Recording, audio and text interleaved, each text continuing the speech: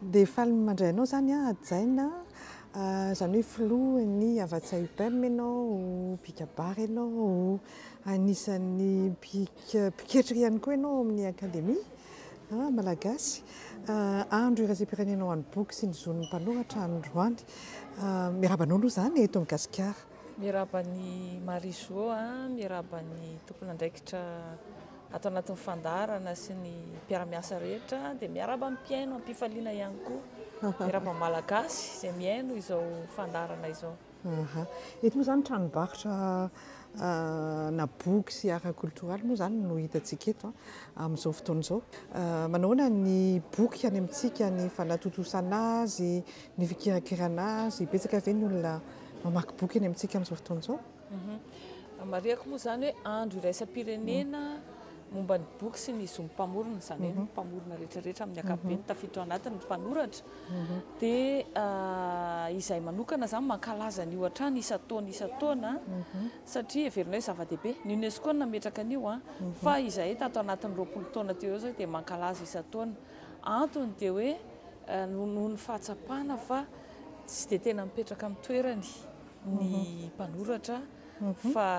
rahantsika mahita mampalahelohelo kely indraindray, fa misy kosa nefa ny miezaka. Ka raha manontany ianao ny tontolon'ny boky ankehitriny dia verina fa niezaka nataon'ny mpanoratra dia nahafahana nandingana zavatra betsaka. Ina ohatra ilay ezaka? Ataoko hoe raisiko tena tranga misy mihitsy za manokana raha niditra tao anatin'ny fikambanana poety sy mpanoratra malagasy Avatsy UPM, dia tao anatin'ny 10 taona tao aorian'ny idirako tsy mbola nieritreritra akory izany famoahana boky izany. Ny antony dia satria tsy manana fahafahana, fa amin'izao noho ny fisian'ireo namana izay nampiana-tena, tsy nisy fiofanana manokana fa nampiana-tena, izany hoe nijeriny nataon'ny hafa. Tena raisiko ohatra mihitsy hoe nakeo Ambohijatovo dia nijery ny fomba fanamboarana boky teo,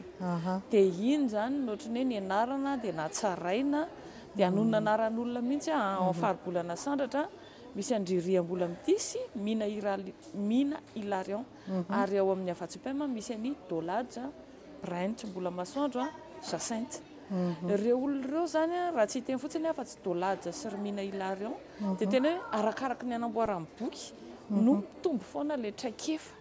hany ka manamora ho anay zany na ho amin'ny fikambanana indrindrindrindra izay mpanoratra ankehitriny, ohatra hoe te hanonta boky tsy mahatakatra nefa izay tonga dia 500 isa indray atonta noho ny vola hoety manana. Izay koa manana tahotra ihany indraindray raha alefa any amin'ny imprimerie hoe move na any amin'ny éditeur hoe move voarakay masy tokoa ny fomba fanapariana an'iny boky iny, dia alohanay manao ilay antsoina hoe auto édition zany, dia ireo naman'ireo zany manampy hoe firy isa ny tianareo antota dia izao isa. Fa zany rehetrarehetra zany nefa ao anatin'ny ara-dalàna satria misy lahara-pametrahana na dépôt légal ara-dalàna, dia izay zany amin'ny ankapobeny hoe za manokana zao boky enina no hoe bokyko manokana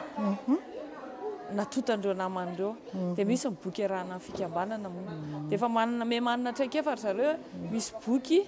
900 takila izay mirakitra ny tantaran'ny literatiora malagasy dia vitany nanonta azy. Mety misy ihany hoe lesoka kely, misy takila miongotra, fa rehefa natao ny fanotana indray na réédition dia metsara hatrany. Fa ny manokana aloha afa-po amin'ny fanotany Mina Hilarion nanota amin'ny boky anaky 5 karazana. Misy boky fampianarana kabary, tantara foronina, tantara fisehatra, zay ny hamantarana anao zay amin'ny raha resaka izay zany atao hoe nentina taty ampitan-dranomasina nampisehoana ihany koa hoe zay. Dia misy namana moa Iantanoro namoaka boky ihany koa izy satria nahazo loka tamin'ny fifaninanana mamorona amboara-tononkalo lokan'Irlanto tamin'ny taona 322 dia atao hoe nanana vitana manokana zany ny RNS satria tany amin'ny RNS no namoahany nahitan'ilay boky masoandro voalohany zany dia tonga eto Frantsa amin'izao. Dia izay vao hoentina any Madagasikara.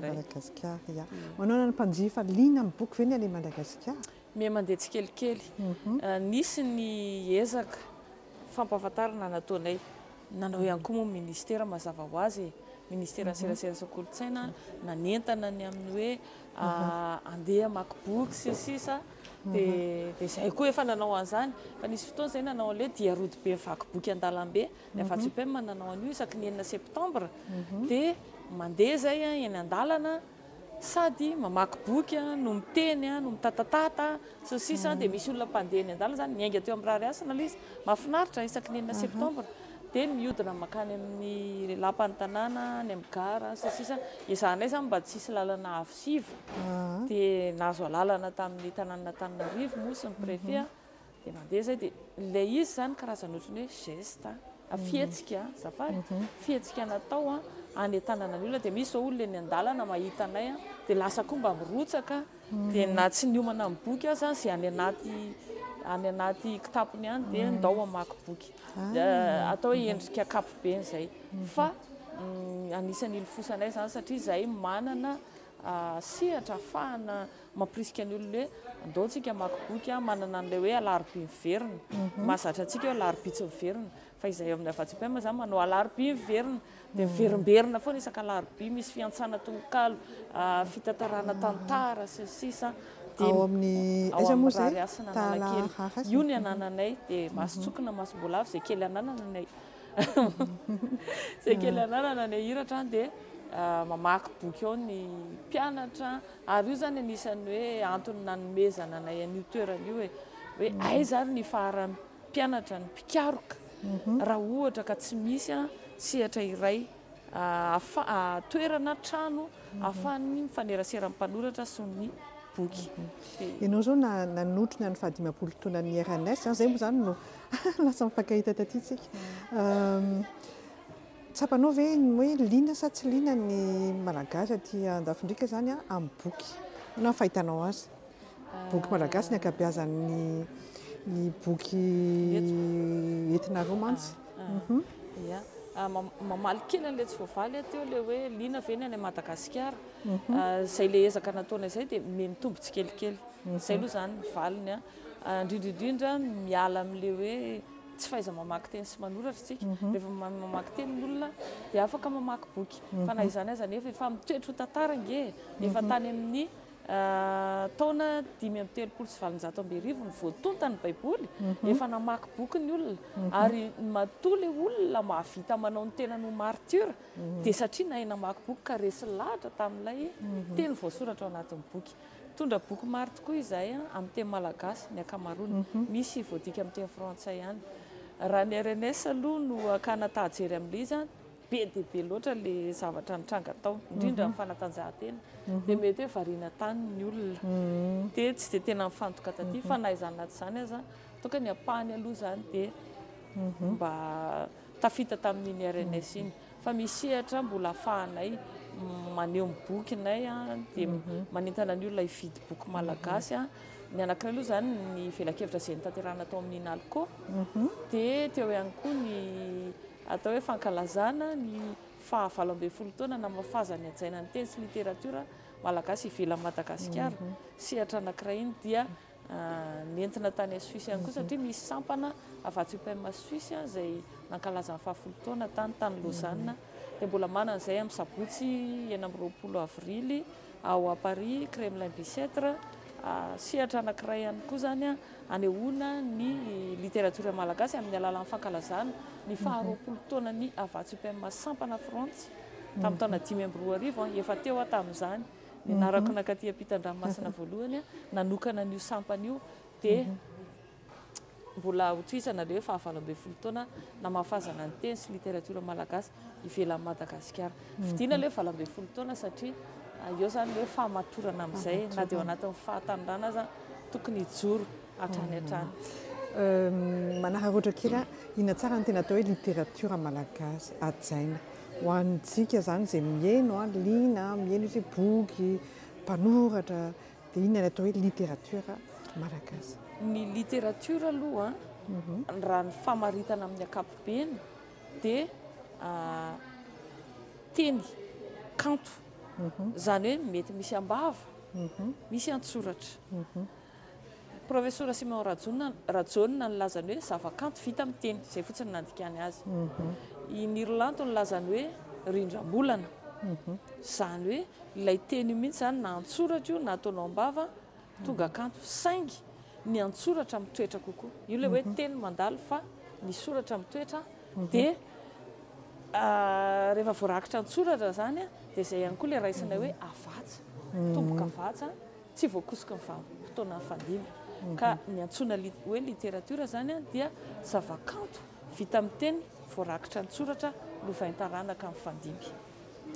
Sotranao amin'izany fanabeazana sy fampitana fahalalana izany, ajaina teny hamaranantsika ny resantsika?